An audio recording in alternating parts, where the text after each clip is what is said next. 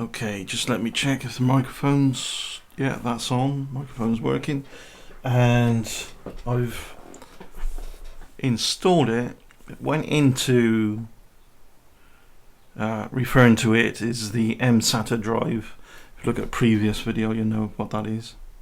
So I've installed the Msata drive actually inside the machine. I've left things kind of open for now in case I need to modify anything. Went into Linux, no drive, no extra drive showing up.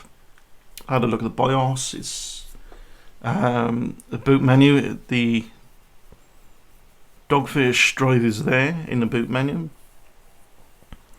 So what I tried to do is run Windows off a CD, installation off a CD, and see if it detects it that way.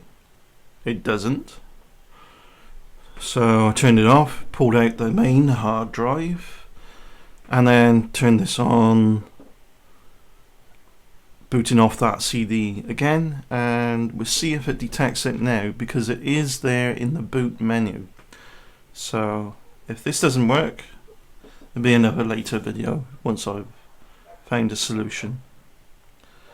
I've clicked install now, as you do with Windows 7, and as I previously discussed, Windows 7 is coming back with the 2020 version. I find that really comical because it's clear that Windows 10 is utter garbage, and people clung to Windows 7 because, you know, it was so familiar to them and easy to use for them, more intuitive than Windows 10.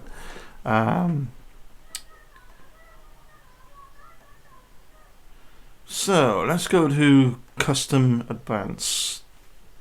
It's picking up a 119.2 gigabyte drive there. I would assume it has to be the Dogfish drive, because there's nothing else to in the system pick it up. There's no memory cards, no memory slot card. Let me see, there's no card stuck in there, no. So there it is.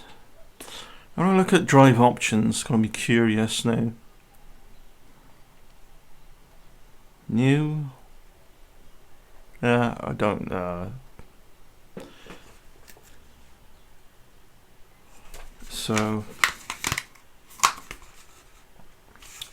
let's click next, and even though Linux isn't picking it up, I still have that option to boot from it via the hardware menu, like, you know, pressing down F12 to get into the boot menu as you turn the system on from the built-in BIOS software.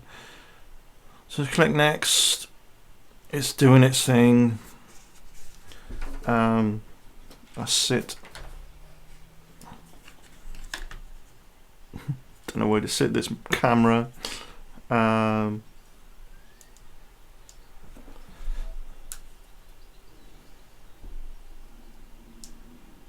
Bring things into focus perhaps a bit.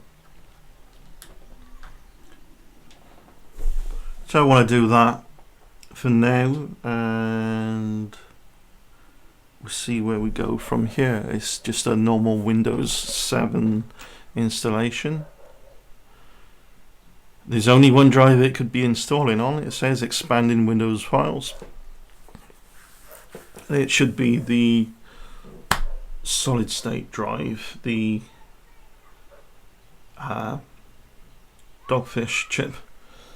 Once that's installed, once that's done, I'll pop back in the hard drive, and you know, I can boot then from the Linux from the main hard drive or from the Msata drive. I have two operating systems in one system then, from separate pieces of hardware. I know it is powered up because there's a little light on the chip, a red light. I'll show you that now. Lift this up, just be gentle, do not pull ribbon cables, or break the ribbon cables, and hey presto, you see a little red light there. That's straight off the Msata drive, which is now being, well, should be being written to soon. We have Windows on the Msata drive, and Linux is on this drive. This can go in, and you know, we should be good to go. So I said I'd do this after work. I have the weekend off. Rock on. So I got the audio feed is down at the moment because that is the machine that pushes out the audio feed.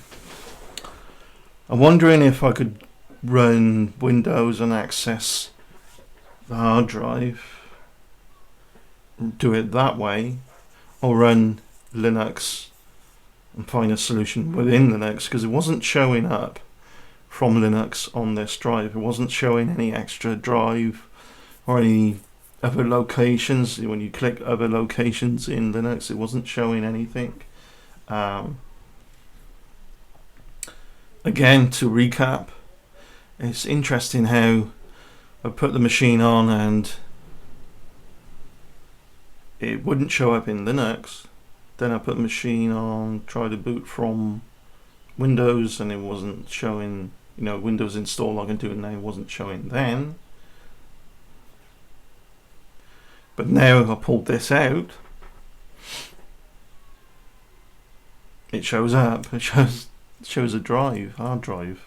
I bought a SSD rather than standard hard drive. Msata. And that's where it goes, right next to the Bluetooth and Wi-Fi chip, or Wi-Fi slash Bluetooth.